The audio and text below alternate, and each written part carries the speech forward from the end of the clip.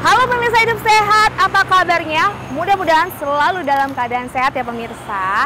Nah, Intan lagi liburan nih, hiking tipis-tipis di daerah Sentul, Bogor. Untuk pemirsa di rumah, gimana nih? Biasanya kan kalau jalan-jalan keluar kota sama keluarga atau kemanapun nih lagi liburan, yang pasti jadi incaran utama adalah wisata kulinernya. Gimana sih caranya supaya milih makanan tetap bisa sehat selama liburan? Dan juga gimana tips berkendara supaya tetap oke, tetap sehat dan selamat sampai tujuan. Spesial banget di episode kali ini, Intan bakalan ngobrol langsung sama dua dokter spesialis sekaligus untuk memberikan tips selama liburan dan supaya tetap sehat setelah liburan nanti gimana nih pemirsa. Tapi setelah informasi yang berikut ini. Halo pemirsa Hidup Sehat, nah tadi habis hiking tipis-tipis sambil lihat pemandangan, sekarang aku mau ngemil-ngemil sambil minum kopi susu. Tuh, sampai udah jatuh nih coklatnya. Enak banget nih pemirsa. Pemirsa di rumah juga pasti kan kalau lagi liburan sama keluarga, pinginnya bawaannya makan makanan yang manis-manis, minum kopi susu. Enak banget emang. Hai dokter.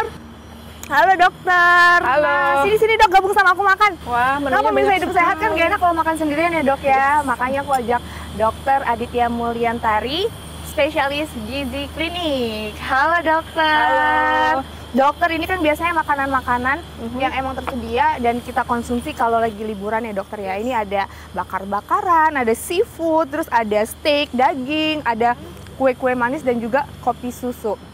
Nah tapi dok, sebelum kita ngebahas tentang semua makanan ini, kita lihat dulu pemirsa fakta dan mitos yang berikut ini.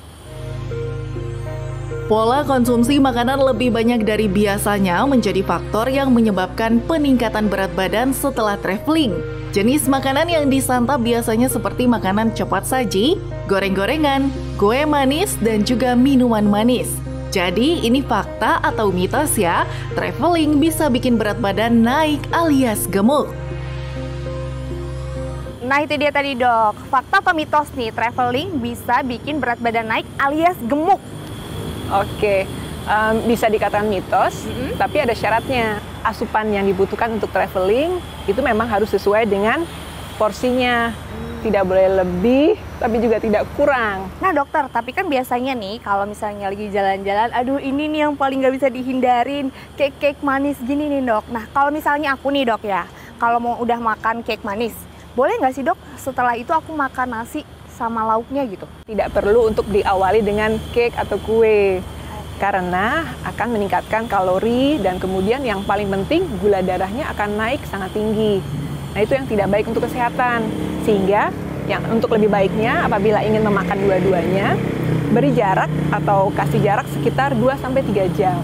Tapi yang paling juga nggak bisa dihindari nih biasanya kalau udah makan enak, minum makan cake manis, terus makan makanan yang gurih juga, ini ada kopi susu. Wah, ini favorit aku banget nih dokter. Nah, kalau untuk kopi susu ini boleh langsung diminum setelah makan atau harus ada jeda atau gimana nih dok cara mengaturnya? Ya, baik. Jadi setelah makan utama memang sebaiknya tidak langsung dengan kopi ya. Karena kopi itu sendiri dapat menghambat penyerapan beberapa nutrisi, begitu seperti zat besi dan mineral lainnya. Sehingga memang lebih baik diberi jarak sekitar 1-2 jam setelahnya. Untuk kopi susu sendiri dok, ini apakah lebih baik diganti susunya dengan susu nabati atau nggak apa-apa nih dok susu sapi? Ya, jadi kopi susu yang dengan campuran susu sapi memang nutrisinya lebih lengkap ya. Jadi karena ada proteinnya, kemudian ada kalsium gitu, itu menambah nutrisi dari kopi tersebut. Tapi dibandingkan dengan apabila dengan nabati atau creamer, karena kalau creamer itu pasti sudah ada tambahan gula, rasa begitu ya. Dan hanya terdiri dari lemak saja. Jadi memang lebih memilih susu sapi dibandingkan. Oh, tapi memang susu creamer. sapi lebih baik ya. Kalau untuk digantikan sekarang banyak tuh dok susu-susu yang dari misalnya dari oat, dari almond, dari soy itu apakah lebih baik atau sama aja dok?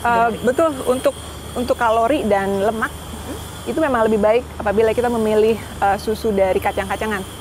Apakah itu susu kedelai atau susu almond gitu. Kalau untuk oat ada beberapa kontroversi ya, jadi bisa digunakan tapi memang akan menambah kadar laktosa, gluten dan sebagainya yang tidak semua orang bisa mengkonsumsi.